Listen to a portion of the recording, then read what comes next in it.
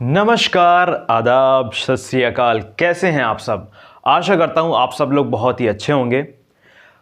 मैंने कई दिनों से कोई भी वीडियो अपलोड नहीं की थी, तो काफ़ी लोगों ने मुझसे कहा सर प्लीज़ आप वीडियो अपलोड कीजिए। तो इसीलिए मैंने एक और नया वीडियो बनाया है जो सीपीसीटी वाले बच्चों के लिए बहुत ज़्यादा ज़रूरी है, और जो भी ऐसे एग्ज़ाम हैं जिनमें कंप्यूटर आता है उनके लिए तो बहुत ज़्यादा ज़रूरी है।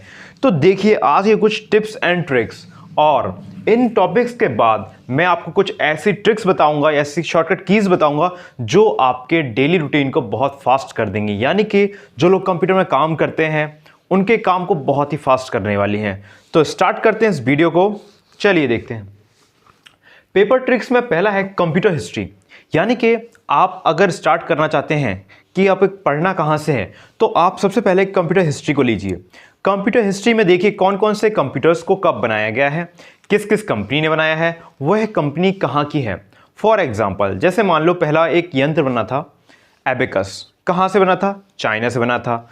चाइना से बना था, चाइना के अभी नेता वगैरह कौन है ये आपको पढ़ना है। जैसे अभी 2022 में वहाँ पे एक गेम्स होने वाले हैं, आप लोग कमेंट करके बता सकते हैं कौन से गेम्स 2022 में होने वाले हैं।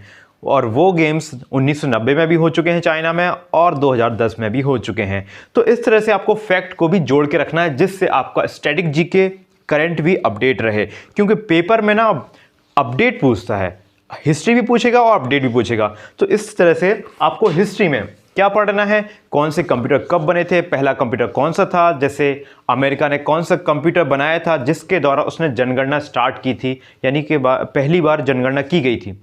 टेबुलेटर मशीन का नाम शायद सुना होगा आपने, तो अमेरिका ने बनाया था।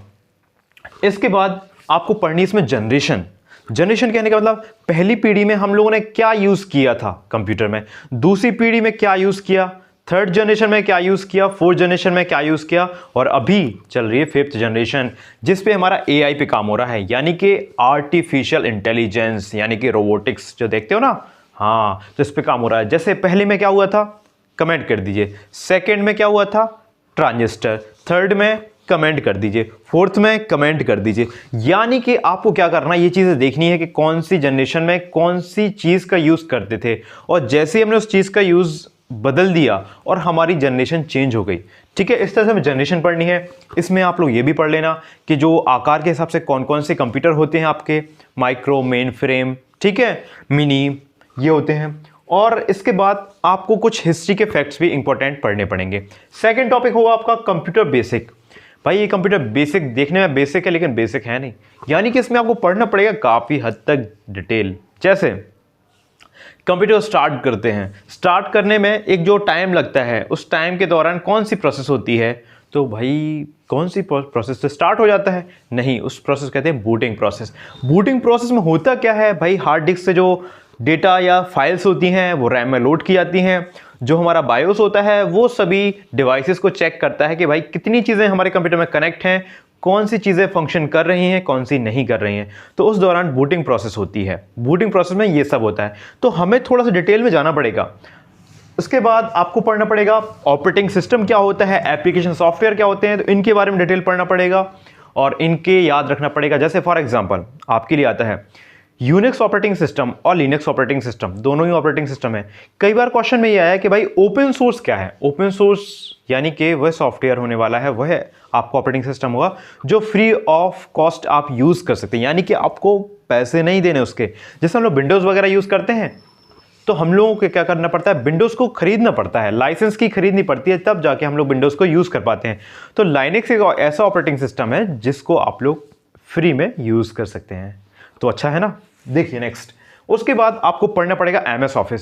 सर एमएस ऑफिस तो बहुत बड़ा है, हाँ बिल्कुल बड़ा है, लेकिन एग्जाम का जो तरीका होगा वो थोड़ा सा हटके होना चाहिए।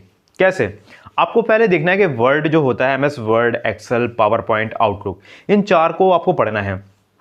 इन चार में जो भी शॉर्टकट की होंगी वो पढ़ना है। इनमें जो जो फंक्शंस होते हैं वो पढ़ने पड़ेंगे, यानी कि जो रिबन्स क्या कहलाते हैं, ठीक है, शॉर्टकट की क्या होंगी इसमें। मान लो आपसे क्वेश्चन आ गया सुपरस्क्रिप्ट और सबस्क्रिप्ट क्या होता है। अरे सर ये सुपरस्क्रिप्ट सबस्क्रिप्ट क्या होता है?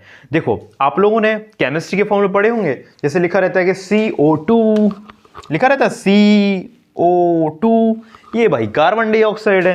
तो ये O देखते हो नीचे आता है, इसके लिए हम लोग यूज करते हैं सबस्क्रिप्ट। और अगर हमने लिखा है x की पावर 2 तो यह कहलाता है आपका 2 सुपरस्क्रिप्ट। तो ऐसे ऐसे शॉर्टकट की आपको याद ही करनी पड़ेगी, क्योंकि पेपर में वो ऐसे ही क्वेश्चन पूछने वाला है। तो आपको डिटेल में जाना पड़ेगा वर्ड, एक्सेल, पावर पॉइंट की शॉर्टकट की। मैं आगे जो वीडियो बनाऊंगा उसमें लाऊंगा। उसके बाद कीबोर्ड, हाँ भाई कीबोर्ड शॉर्टकट, यानी कि आपको विंडोज की शॉर्टकट, कीबोर्ड शॉर्टकट में आपको सारी शॉर्टकट की एक बार रिवीजन करनी है। और मैं आपको कुछ खास की बता दूंगा जो जनरली पेपर में पूछी जाती हैं, ठीक है। और नॉर्मल की तो जनरली सभी को याद होती हैं, कट, कॉपी, पेस्ट, प्रिंट वगैरह, ये तो सबको मालूम होता है ना। यार मुझे बताओ, क्या मैंने वीडियो अच्छा बनाया है या नहीं बनाया है? प्लीज़ अगर वीडियो अच्छा बनाया है तो आप प्लीज़ इस वीडियो को सब्सक्राइब और लाइक ज़रूर कीजिएगा। नहीं यार, शेयर ज़रूर कर देना। शेयर करने से जिसके भी काम की ये चीज़ होगी वो उसको देख सकता है, और आप लोग एक माध्यम बन सकते हो। यानी कि आप एक अच्छा काम करोगे इस वीडियो को अगर सब्सक्राइब करोगे, शेयर करोगे। देखिए, अगर आपको ये रियलिटी में वीडियो अच्छा लगता है तो आप इसको शेयर कर सकते हैं, नहीं लगता है तो मैं भी नहीं कहूँगा भाई इस वीडियो को शेयर करो, क्योंकि जब तक आपको नहीं लगता ये वीडियो काम का है तब तक शेयर मत कीजिए। जब आपको लगता है कि हाँ ये हमारे छोटे भाई बहनों के लिए यूज़फुल वीडियो है और यूनिस सर बहुत अच्छा पढ़ाते हैं, या यूनिस सर की वीडियोस हमारे जो भाई बहन हैं उनके काम आ सकती हैं, तो आप इस वीडियो को सब्सक्राइब कीजिए। Thank you. और इसके बाद आपको पढ़ना है नेटवर्क। भाई ये नेटवर्क क्या होता है? हाँ भाई, नेटवर्क में भी डिवाइसेस होते हैं, टोपोलॉजी होती है, ट्रांसमिशन होता है। देखिए क्या होता है, जब हमने दो कंप्यूटर को जोड़ दिया ना तो बन गया नेटवर्क। क्योंकि जब हम दो कंप्यूटर को जोड़ दिया यानी कि ये लोग आपस में बात कर सकते हैं। जैसे मैं आपको मैसेज करूं, ठीक है, तो आप मुझसे बात करोगे, तो ये हो गया 1 to 1 हो गया। वैसे ही मैं क्या करूं कि हम लोग ग्रुप में चैट करते हैं, ग्रुप में चैट हाँ करते हैं, वो हमारा होता है मैनी टू मैनी, क्योंकि सब लोग उसमें मैसेज करते रहते हैं। और एक होता है आपका 1 to many, यानी एक व्यक्ति सबसे कांटेक्ट करने वाला, सबसे बात करने वाला है। इसका एक उदाहरण आपका मिल जाएगा। आप लोगों ने व्हाट्सएप यूज किया है ना? हाँ, तो व्हाट्सएप में एक उदाहरण है। कैसे? जब आप लोग सेटिंग में जाते हो वहां लिखा रहता है न्यू ब्रॉडकास्ट लिखा रहता है। वो एक ऐसा फंक्शन है, शायद आप लोगों ने यूज़ नहीं किया होगा। जब हम उस पर जाते हैं और उसमें कुछ कॉन्टेक्ट्स को सिलेक्ट करते हैं, और जब सिलेक्ट करने के बाद हम कोई मैसेज सेंड करते हैं ना, तो वो मैसेज सभी के पास पहुंचता है, लेकिन दूसरे पर्सन को पता नहीं चलता है कि ये मैसेज उसके पास भी गया है। तो ये फीचर ही बहुत अच्छा है। इसके बाद नेटवर्क हमने बना लिया। टोपोलॉजी होता है तरीका, यानी कैसे हम लोग कंप्यूटर कनेक्ट करने वाले हैं। ट्रांसमिशन होता है कि भाई मैंने इसको आदेश दिया, मैंने इसको इंस्ट्रक्शन दिया, एक सिंप्लेक्स कहलाता है। फिर मैंने इसको दिया कुछ भी इंस्ट्रक्शन, उसने उसके बाद मुझे दिया, तो ये कहलाता है हमारा हाफ डुप्लेक्स। और जब हम लोग एक दूसरे से डायरेक्ट बात करते हैं, जैसे फ़ोन पे ना हेलो हेलो, नहीं नहीं ऐसा ऐसा वैसा वैसा करते ना, कंटिन्यू एक दूसरे को तुरंत तुरंत रिप्लाई वगैरह करते हैं, तो वो कहलाता है आपका फुल डुप्लेक्स। तो ये कहलाता है आपका ट्रांसमिशन। टोपोलॉजी होता है आपका जोड़ने का तरीका, आपको कैसे कंप्यूटर को जोड़ना है। एक चीज़ और बहुत इंपॉर्टेंट पेपर में आती है कि क्लाइंट सर्वर क्या होता है, ठीक है। एक होता है आपका डिस्ट्रीब्यूटेड मतलब अलग अलग सिस्टम। और क्लाइंट सर्वर में क्या होता है, जब हमारे पास मनी की कमी होती है ना, तब हम लोग क्या करते हैं, क्लाइंट सर्वर बनवा लेते हैं बच्चों को पढ़ाने वगैरह के लिए। उससे क्या होता है कि हमें एक सिस्टम बहुत पावरफुल बनवाना पड़ता है, जिसमें हार्ड डिस्क, रैम बहुत अच्छी होंगी, और बाकी उसमें छोटे छोटे सिस्टम्स को हम लोग कनेक्ट कर लेते हैं, जिससे कि हमारे पास हमें बहुत ज़्यादा महंगा नहीं पड़ता। एक सिस्टम बस बनवाना पड़ता है, बाकी चीज़ें कनेक्ट हो जाती हैं। उस सिस्टम के द्वारा सारे सिस्टम पे हम लोग काम कर सकते हैं, वो कहलाता है क्लाइंट सर्वर। फॉर एग्जाम्पल मैं बता देता हूँ, सिंपल है। मान लो आपने एक कंप्यूटर बनाया, ठीक है, एक कंप्यूटर बनाया, दो कंप्यूटर मतलब बनाना नहीं है, आपको खरीदना है, ठीक है। और ऐसे ही आपने 1 2 3 मान के चलो आपने 6 कंप्यूटर बना लिए, ठीक है, या 6 कंप्यूटर ले लिए। एक कंप्यूटर ये ले लिया, दूसरा कंप्यूटर ये ले लिया, तीसरा ये लिया, 4 ये लिया, 5 ये ले लिया। अब इन कंप्यूटर के लिए आपको सब कुछ खरीदना पड़ेगा, हार्ड डिस्क, रैम और जितना जो कुछ होगा सब कुछ खरीदना पड़ेगा। तो ये मान के चलो एक पड़ रहा है 25,000 का, या तो 4 कंप्यूटर में कितने पड़ेंगे 1 लाख रुपए के। सिंपल है यार। तो हमने क्या किया, बढ़िया 35,000 रुपये या 50,000 रुपये लगा के एक सिस्टम खरीद लिया, और बाकी 3 छोटे छोटे सिस्टम खरीद लिए 4 5 हज़ार के। तो इस तरह से हम लोग 4 लोग इसमें भी काम कर पाएंगे, 4 लोग इसमें भी काम कर पाएंगे। समझ रहे हो। लेकिन ये सिस्टम हमारे पास पड़ा है समझ लो 75,000 या 80,000 का, ये हमारा 1 लाख का हो गया। समझ रहे हो। तो ये कहलाता है क्लाइंट। क्लाइंट में एक सिस्टम की हमें बहुत अच्छा बनवाना पड़ता है, उसके बाद हम लोग क्लाइंट छोटे छोटे सिस्टम ले लेते हैं, उनको कर देते हैं कनेक्ट, वो कहलाता है क्लाइंट। और ये कहलाता है सर्वर, इसलिए कहते हैं इसको क्लाइंट सर्वर। इसको कहते हैं डिस्ट्रीब्यूटेड। डिस्ट्रीब्यूटेड मतलब क्या है, अलग अलग कर दो भाई, डिस्ट्रीब्यूट कर दो बच्चों को, ऐसे कर दो वैसे कर दो, ये कहलाता है आपका डिस्ट्रीब्यूटेड सिस्टम। इसके बाद हम लोग आते हैं इंटरनेट पे, यानी कि आपने अब फाइल को शेयर करना सीख लिया, अब आपको इंटरनेट चलाना है। हाँ चलाना है भाई। तो इंटरनेट चलाने के लिए आपको क्या क्या चीज़ों की ज़रूरत पड़ने वाली है। सबसे पहले तो सर मैं रिचार्ज करवाऊँगा, सिम लूँगा, मुझे एयरटेल कंपनी या रिलायंस जियो कंपनी या जो भी ऐसी कंपनियां होंगी जो इंटरनेट प्रोवाइड करती हैं, यानी कि ISP, इंटरनेट की सर्विस प्रोवाइडर, यानी इंटरनेट की सर्विस देने वाला। कई बार फुल फॉर्म भी आता है इंटरनेट सर्विस प्रोवाइडर, यानी ISP का फुल फॉर्म क्या होता है, तो ये भी आपको पढ़ना पड़ेगा।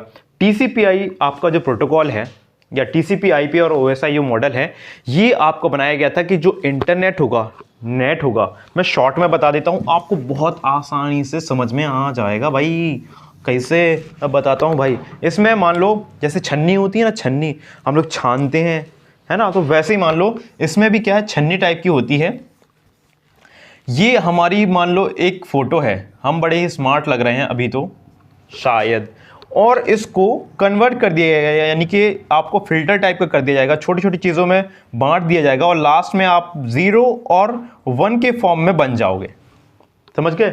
वो काम होता है आपका TCP/IP प्रोटोकॉल का। तो ये पढ़ना पड़ेगा। जितनी भी लगभग मैक्सिमम जो प्रोटोकॉल्स होती हैं वो इसके अंडर में आ जाती हैं। तो TCP/IP पढ़ना इंटरनेट के लिए बहुत ज़्यादा ज़रूरी है। इससे आपकी बहुत सारे क्वेश्चन सॉल्व होने वाले हैं। इसमें आपकी जनरली जो प्रोटोकॉल्स आएंगी, उन प्रोटोकॉल्स के फुल फॉर्म एग्जाम में पूछे जाते हैं। तो TCP/IP OSI को बिल्कुल भी मत भूलना जब भी किसी एग्जाम में आप जाते हो। ये मान सकते हो कि आप इन सभी टॉपिक्स में सबसे ज़्यादा इंपॉर्टेंट टॉपिक तो यही है। इसके बाद वायरस और लैंग्वेजेस पढ़नी है, यानी कि कंप्यूटर की हाई लेवल लैंग्वेज कौन सी होती है, लो लेवल कौन सी होती है, साइंटिस्ट कौन सी लैंग्वेज यूज़ करते हैं, बिजनेस पर्पस के लिए कौन सी लैंग्वेज बनाई गई थी, इंटरनेट के लिए कौन सी लैंग्वेज यूज़ करते हैं। तो ऐसी ऐसी चीज़ें या जो फैक्ट होते हैं वो आपको याद करने पड़ेंगे। अगर याद नहीं करोगे तो क्या होगा। देखो मैं रिस्क नहीं लेना चाहता, और मैं आपसे भी कहता हूँ रिस्क मत लो, मेहनत कर लो यार, थोड़ी सी मेहनत कर लो, कुछ ना कुछ तो हो ही जाएगा, गारंटी। इसके बाद आपको पढ़ना पड़ेगा ऑब्जेक्टिव्स, यानी कि ऑब्जेक्टिव, हाँ बिल्कुल ऑब्जेक्टिव पढ़ने पड़ेंगे। क्या होता है कि जब हम लोग पढ़ लेते हैं ना ये सब चीज़ें, तो हम लोगों को पेपर सेट जो होते हैं वो सॉल्व करना चाहिए। पेपर सेट जब आप सॉल्व करते हो ना, तो आपको बहुत सारी जानकारी होती है, नॉलेज होती है, और उन नॉलेज के बेस पर हम कोई भी एग्ज़ाम अगर देने जाते हैं तो फाइनली हमारा सिलेक्शन होना पक्का हो जाता है। तो ये टिप्स एंड ट्रिक्स थी। अब मैं आपको एक बहुत ही, मैंने बोला था वीडियो के लास्ट में मैं आपको एक बहुत अच्छी चीज़ दूंगा, तो बता सकते हो वो चीज़ कौन सी है। देखो कई बार क्या होता है, कंप्यूटर में बहुत सारे सॉफ्टवेयर या एप्लीकेशन खुली रहती हैं, और हम चाहते हैं कि हम सारी एप्लीकेशन को एक साथ हटा दें। चाहते हो ना आप लोग, मैं भी चाहता हूँ। तो मैं क्या करता हूँ, जो विंडो की होती है ना कीबोर्ड में, विंडो के साथ मैं अपना D की प्रेस कर देता हूँ। इससे क्या होता है, जो सारे एप्लीकेशन होते हैं वो मिनिमाइज हो जाते हैं। दूसरा शॉर्टकट की, कई बार क्या होता है कि हम लोगों को जल्दी माई कंप्यूटर की ड्राइव में जाना पड़ता है, तो हम लोग कर्सर ले जाएंगे, माई कंप्यूटर पे क्लिक करेंगे और फिर खोलते हैं। तो आप इससे अच्छा विंडो के साथ आप E की प्रेस कीजिए, तो आपका माई कंप्यूटर डायरेक्ट ओपन हो जाएगा। एक और लास्ट टिप्स, कई बार क्या होता है हम चाहते हैं किसी को परेशान करना, कि भाई इसको मैं परेशान कर दूँ ये कंप्यूटर चला ना पाए, चाहते हो, वैसे ऐसे करना नहीं। या फिर कई बार हम भी परेशान हो जाते हैं कि कई बार हमसे कुछ ऐसे बटन दब जाते तो हम समझ नहीं पाते इसको करना क्या था। मैं आपको एक ट्रिक बताता हूँ। आप लोग ना कंट्रोल अल्ट का यूज़ करना और एरो की यूज़ करना। इससे क्या होता है, जो आपको विंडो होता है ना वो यूँ घूम जाएगा, फिर यूँ घूम जाएगा, यानी कि आप जैसे भी घुमाना चाहो ना तो उल्टा सीधा सब घूम जाएगा। तो ये भी करके देखना। सही करने के लिए आप एरो की का ही यूज़ करना। जो ऊपर वाली अप एरो की होती है ना, उससे वो सही हो जाएगा। आप राइट कर दोगे, राइट विंडो ऐसे घूम जाएगी, लेफ्ट कर दोगे, लेफ्ट में ऐसी घूम जाएगी।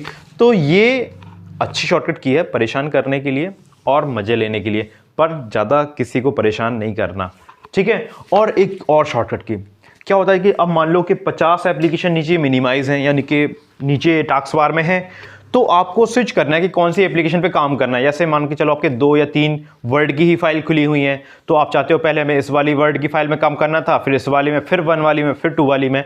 तो इस तरह से आप पता है कैसे कर सकते हो, आप क्या कर सकते हो, अल्ट के साथ जो टैब होता है ना, टैब बटन आप जितने बार प्रेस करोगे उतने बार वो आपको ऐसा बदल देगा कि आपको किसका यूज़ करना है, इस वाली का करना है या इस वाली का करना है या इस वाली का। तो आप चाहो तो आप सेलेक्ट कर सकते हो। तो आज की वीडियो आपको कैसी लगती है? अगर वीडियो अच्छी लगे तो प्लीज़ इस वीडियो को सब्सक्राइब और शेयर जरूर कीजिए। शेयर करने से मेरा कुछ भला हो जाएगा, ठीक है? तो थैंक यू सो मच, नमस्कार।